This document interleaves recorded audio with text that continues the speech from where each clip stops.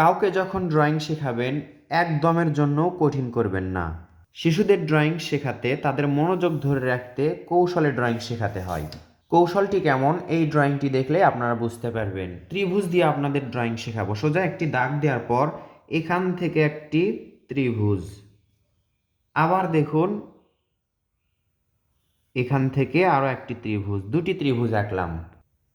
এবার এই ত্রিভুজ থেকে সোজা একটা দাগ হবে এবং এখানে এটার সাথে মিলবে। আবার দেখুন এখানে আরও একটি ত্রিভুজ, আবার দেখুন এখান থেকে আরও একটি ত্রিভুজ, আবার দেখুন এখানে ত্রিভুজ। তাহলে সবগুলোই ত্রিভুজ। সোজা একটা দাগ হবে, দাগ হওয়ার পর এখানে আরও একটি ত্রিভুজ, এখানে এই যে মিলল ত্রিভুজের মতো শেপ হলো। পাশের এই দুই দাগটা আমরা ডাবল করব। ঘরের চালার শেপ কিন্তু এখানে দেখা যাচ্ছে। একটা সোজা দাগ, দুইটা সোজা দাগ, তিনটা। আবার দেখুন একটা, দুইটা, তিনটা। মাঝেরটা শুধু বড় হবে, দুই পাশের দুইটা ছোট হবে। মাঝেরটা বড়, দুই পাশের দুইটা ছোট। এভাবে দাগ দিলে এই যে ঘর আঁকা কত সহজ। ত্রিভুজ থেকে আমরা ঘর আঁকলাম, এই পাশে ত্রিভুজ থেকে পাহাড় আঁকা হলো। ত্রিভুজ এরপর আমরা বৃত্ত ব্যবহার করব। কোথায়? এই যে এখানে একটি বৃত্ত আঁকলাম। খুব সহজ। ত্রিভুজ, চতুর্ভুজ, বৃত্ত এগুলো দিয়ে ড্রয়িং শেখালে বাচ্চারা সহজে শিখতে পারবে। আপনি অন্যকেও কৌশল শেখাতে পারবেন। এরপর আপনাদেরকে দেখাই, এখানে একটি ত্রিভুজ করবেন। এটা কিন্তু হালকা ত্রিভুজ। এই যে দেখুন হালকা দাগে একটি ত্রিভুজ। এই ত্রিভুজ থেকে এই যে ঘুরে ঘুরে আমরা একটি গাছের শেপ করব। এখান থেকে একটু ভাঁজ করে একটা দাগ দিব এবং ডাল আঁকব।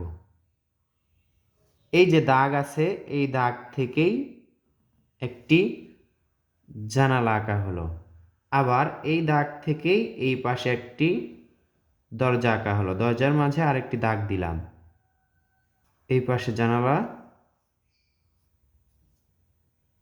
এই পাশে দরজা। গাছের ত্রিভুজের হালকা দাগটি মিশানো হলো। এবার এই সোজা দাগ দেখুন চিকন রাবার দিয়ে আমরা ঘরের মাঝের যে সোজা দাগটি আছে জানালার এবং দরজার উপরে, এই দাগটা আমরা মেশাবো চিকন রাবার দিয়ে।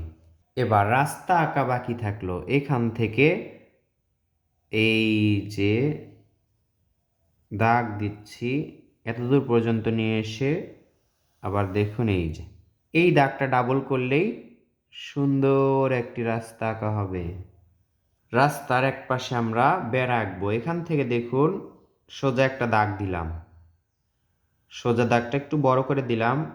এবার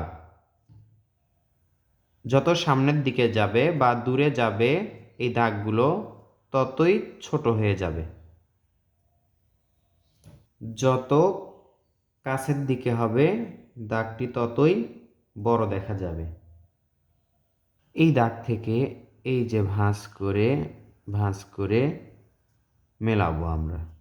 এবার এটাতে পরিবেশ বুঝে ছোট্ট সোনামণিদেরকেই রং করতে বলুন। আশা করছি তারা নিজেরাই রং করতে পারবে। নিজে নিজে প্রকৃতি পরিবেশ বুঝে রং করলে ছবি আঁকার দক্ষতা বেড়ে যাবে। মাঝে মাঝে একটু কষ্ট করতে হয়, একটু ভাবতে হয়। শেষমেশ একটি কথা বলতে চাই, সেটা হলো আপনি আপনার সোনামণিদেরকে দিন ছবি আঁকার স্বাধীনতা। তারা ইচ্ছামতো আঁকুক এবং নিজেই নিজের মেধা বিকাশ ঘটাতে সাহায্য করুক। ধন্যবাদ সবাইকে। আসসালামু আলাইকুম।